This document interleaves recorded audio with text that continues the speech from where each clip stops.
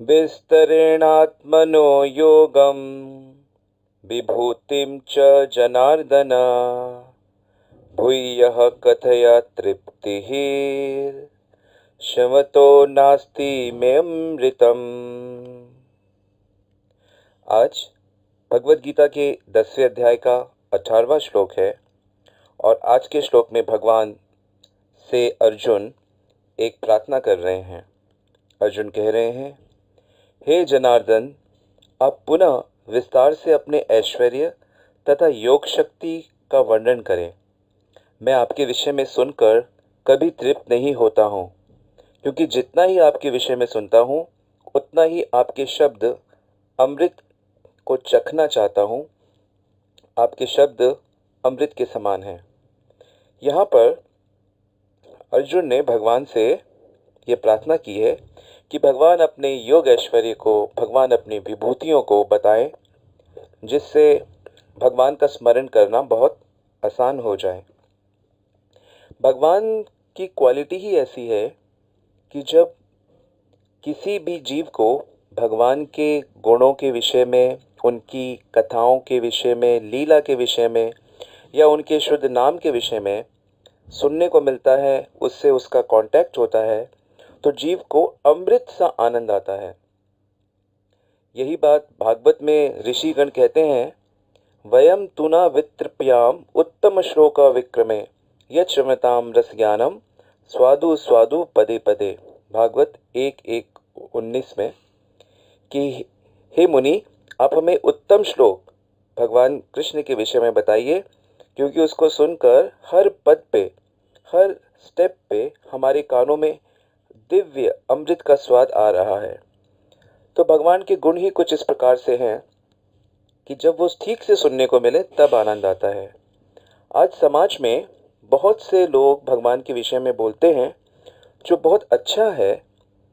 बहुत कथाएं होती हैं, बहुत इवेंट्स होते हैं, सेलिब्रेशंस होते हैं, लेकिन उसमें कमर्शियल भाव मिक्स हो जाता है।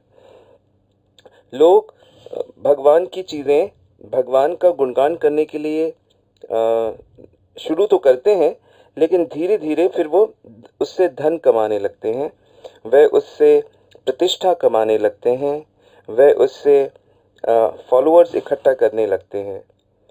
तो जब हम भगवान की तरफ चलते हैं तो कुछ परीक्षाएं साथ में होती हैं। इसको भक्ति का अनर्थ कहते हैं। जब कोई व्यक्ति भगवान की भक्ति की तरफ आगे बढ़ता है तो साथ साथ उसको बहुत सावधानी से भक्ति में आगे बढ़ना होता है, क्योंकि माया जो जगत है, ये स्थान जहाँ पे हम रहते हैं, यह माता दुर्गा के कंट्रोल में है। माँ दुर्गा इस भौतिक जगत की सुप्रिंटेंडेंट हैं। यह उनकी सेवा है।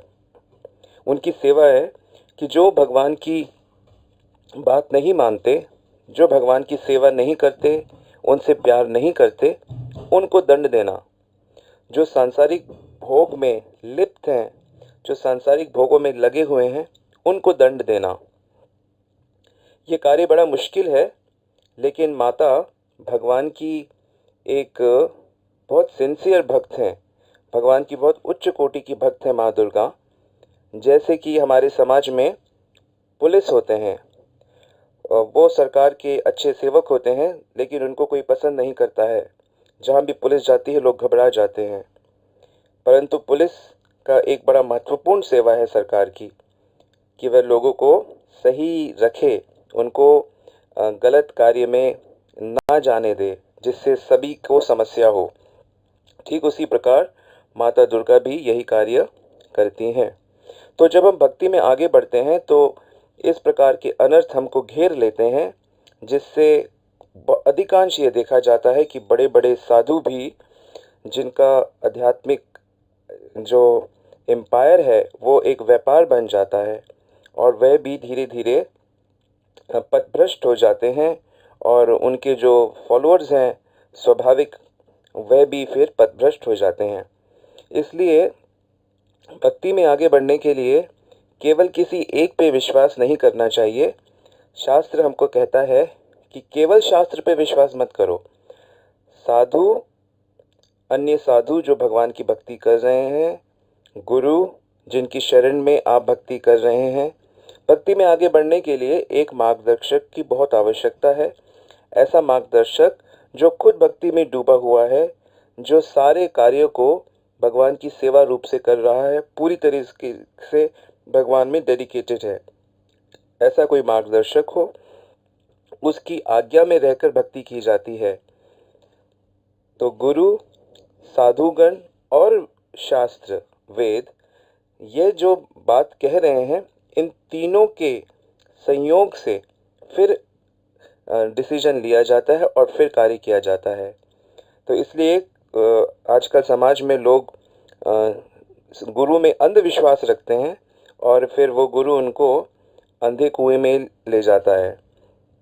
तो इसलिए शास्त्रों की अवहेलना नहीं करनी चाहिए। शास्त्रों को अपौरुषेय कहा गया है और इसीलिए भगवान अर्जुन के माध्यम से इस ज्ञान को दे रहे हैं कि मैं दोबारा से इस ज्ञान को दे रहा हूँ, क्योंकि ये ज्ञान लुप्त हो गया था। तो इस ज्ञान को समझकर फिर जो गुरु जी कह रहे हैं, क्योंकि गुरु भी वही हैं जो शास्त्रों से ही कहते हैं और उनकी बात अन्य साधुओं से भिन्न नहीं होनी चाहिए। अगर दूसरे साधु लोग कह रहे हैं कि विष्णु परम भगवान हैं, कृष्ण भगवान हैं, उनका भजन करना चाहिए, उनकी शरण में रहना चाहिए, इन व्रतों का पालन करना चाहिए, इन धामों की परिक्रमा करनी चाहिए, इस प्रकार से पाठ करना चाहिए, तो तमाम चीज़ें होती हैं। और अगर हमारा गुरु इनके विपरीत कुछ कहे और शास्त्र में भी इसके विपरीत दिया है, तो फिर ऐसे गुरु पे संशय उत्पन्न हो जाता है। इसलिए बड़ी सावधानी से ऐसे गुरु की शरण में जाना चाहिए जो भक्ति के नियमों का पालन कर रहे हैं। उनके साथ कुछ वर्ष तक उनको देखना चाहिए, वो आपको देखें, और तब जाके गुरु की शरण ली जाती है। ना कि झटपट कहा कि आप अच्छे लगते हो और वो कहे आओ हम आपको अभी दीक्षा प्रदान कर देते हैं झट से, और फिर तुम हमारे तुम हमारे हो जाओगे और हम तुम्हें राधा कृष्ण के दर्शन करा देंगे। तो इस प्रकार से झटपट जो काम होता है, ये कलयुग में बहुत बढ़ रहा है और यह ठीक नहीं है। इससे दोनों को ही नुकसान पहुंचता है। तो इसलिए हमें भगवत गीता को ध्यान से सुनना चाहिए, समझना चाहिए और अपने जीवन को आराम से धीरे धीरे भक्ति करें। ऐसी कोई जल्दबाजी नहीं करनी चाहिए। ये बात ठीक है कि मानव देह क्षणिक है, कभी भी कुछ हो सकता है, लेकिन फिर भी सावधानी पूर्वक भक्ति के पथ पे आगे बढ़ना चाहिए, क्योंकि यदि आप सिंसियर हैं तो ये शरीर छोड़ने के उपरांत दोबारा से मानव देह प्राप्त होता है।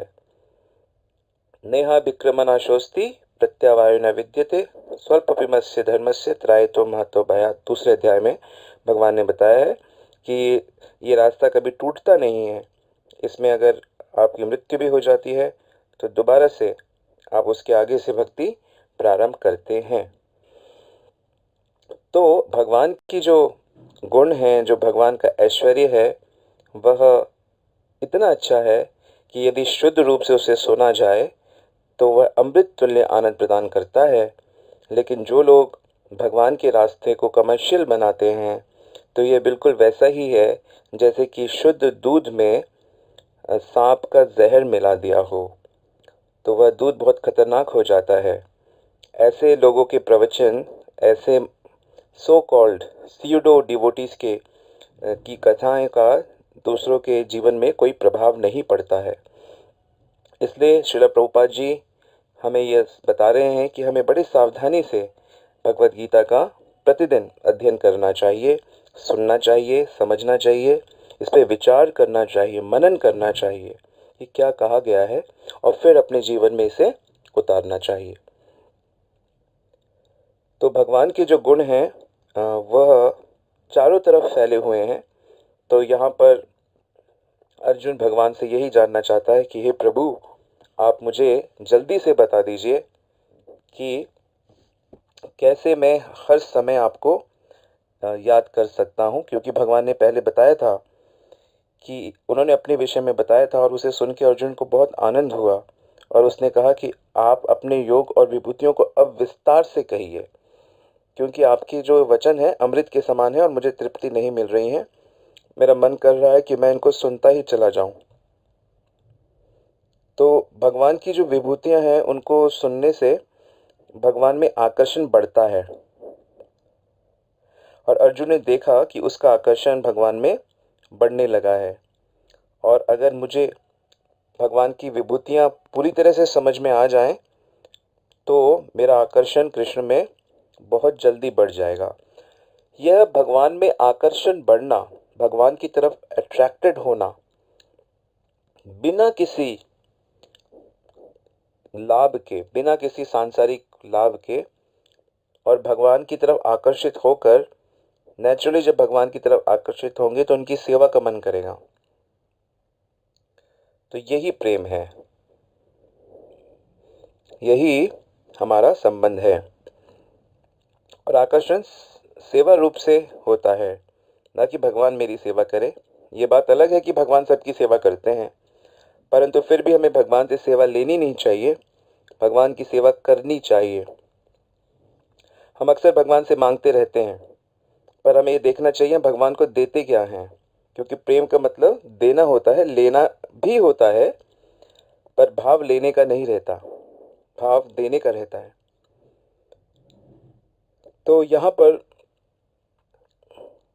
अर्जुन अधिक से अधिक जानना चाहता है, और अपनी इन विशेषताओं को, जितना वो भगवान की विशेषताओं को सुनेगा उतना ही भगवान में उसका मन जाएगा, उतना ही जितना भगवान को अधिक जानेगा, समझेगा, उतना ही उन पे विश्वास बढ़ता जाएगा।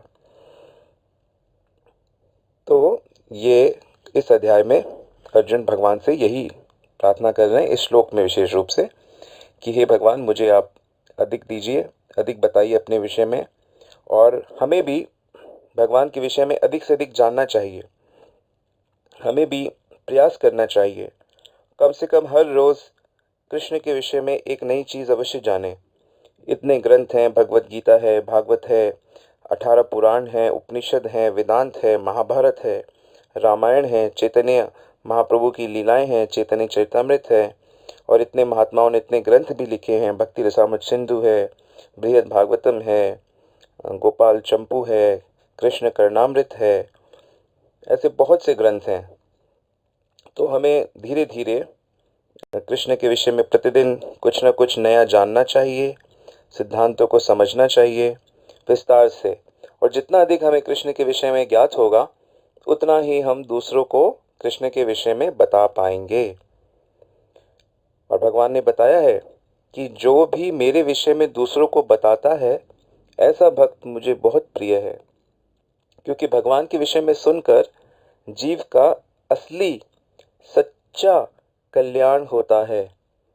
बाकी जो लाभ हैं वह सब क्षणिक लाभ हैं, थोड़े दिन रह के चले जाएंगे, लेकिन भगवान के विषय में सुनना, भगवान का नाम जप लेना, नाम जप करना, भगवान की सेवा करना, भगवान के भक्तों की सेवा करना, ये सब जो भक्तिमय क्रियाएं हैं, इनका अनलिमिटेड ब्लेसिंग्स रहती हैं, आनंद रहता है।